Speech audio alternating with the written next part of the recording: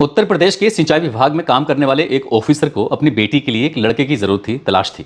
इसलिए उनके ऑफिस में कोई आता था या उनकी जानकार या रिश्तेदार या दोस्त, वो सबसे कहते थे कि भाई एक लड़के की ज़रूरत है, कोई अच्छा लड़का हो हमारी बेटी के लिए तो ज़रूर बताइएगा। ऐसे करते करते दिन बीतने लगते हैं और एक दिन एक आदमी आता है और आके कहता है कि साहब, एक लड़का है आपके समाज का, आप क्यों ना उसे अपनी बेटी का रिश्ता लगाओ। दरअसल लड़का दिल्ली में पार्किंग का ठेकेदार है और अच्छा पैसा कमाता है, घर भी उसका रहन सहन अच्छा है, अखलाक बहुत अच्छे हैं, लड़का देखने वाले में बहुत अच्छा है। अगर आपको ज़रूरत महसूस हो तो मैं उस परिवार से आपकी बेटी के लिए बात चलाना शुरू कर दूं। अधिकारी ने कहा कि कोई दिक्कत नहीं है, अगर अच्छा कमाता है तो फिर रिश्ता जोड़ने में कोई बुराई नहीं है। अब उस अधिकारी ने अपनी बेटी के लिए जो लड़का देखा तो लड़का देखते ही पसंद आ जाता है।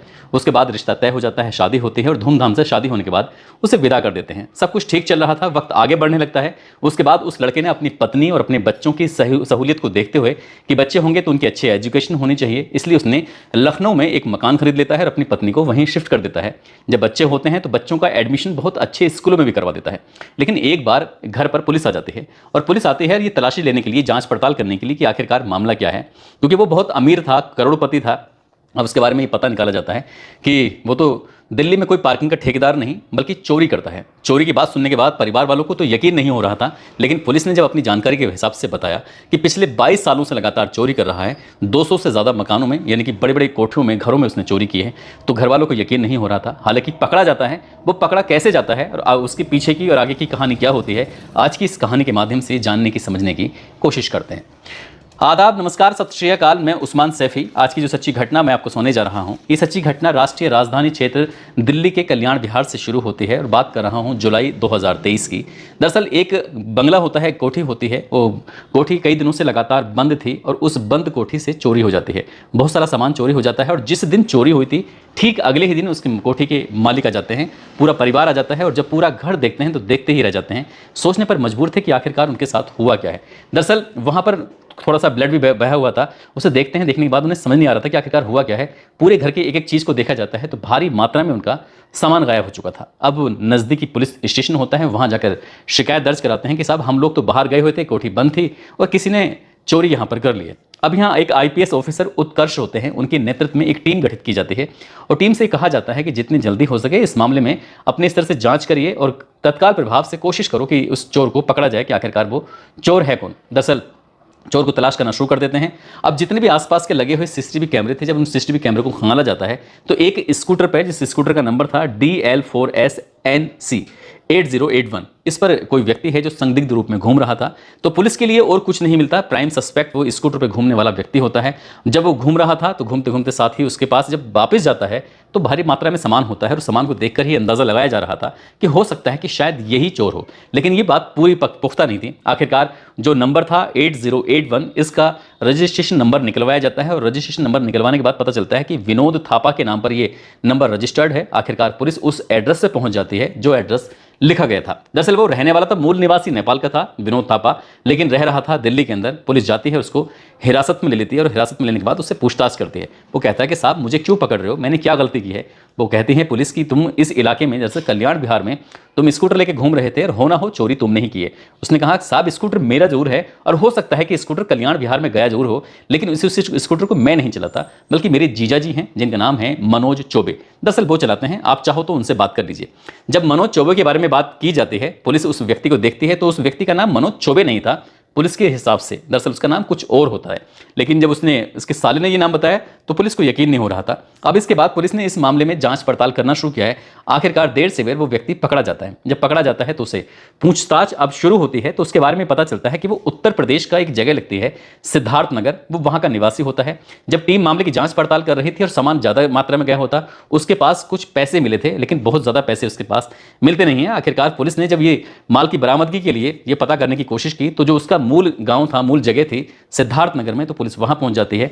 वहां जब जाती है तो पुलिस को यकीन नहीं हो रहा था, क्योंकि परिवार के जो लोग थे जो वहां मौके पर मिलते हैं वो कहते हैं कि साहब, मनोज चौबे किसी भी कीमत पर चोरी नहीं कर सकता, वो तो पार्किंग का बहुत अच्छा ठेकेदार है, बहुत अच्छे पैसे कमाता है।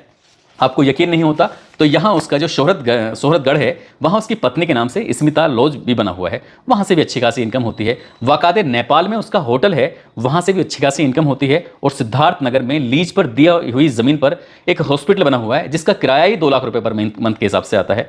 फिर पुलिस और बातचीत करती है तो पता चलता है कि अरविंद नगर भजनपुरा दिल्ली के अंदर एक उसका अपना घर है, लखनऊ के अंदर उसका घर है।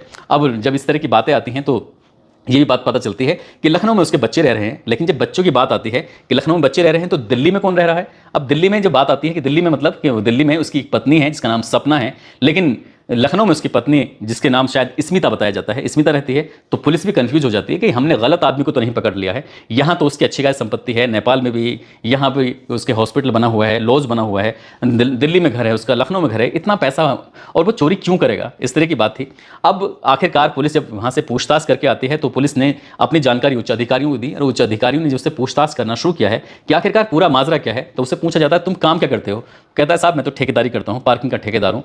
तो इससे पूछा जाता है कि तुम पार्किंग के ठेकेदार कहाँ पर हो, क्या करते हो, कहाँ कहाँ तुमने काम किया है।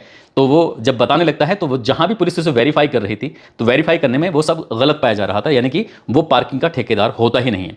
आखिरकार पुलिस अपने तरीके से और सख्ती से उससे जब पूछताछ करती है तो मनोज चौबे कहानी सुनाता है। दरअसल बताता है कि सिद्धार्थ नगर से साल 1997 में वो दिल्ली आया था और दिल्ली में कीर्ति नगर पुलिस स्टेशन में वो कैंटीन पर काम करने लगता है। एक दिन कैंटीन पर काम कर रहा था और उसे मौका मिल जाता है, वहाँ से कुछ चोरी कर लेता है।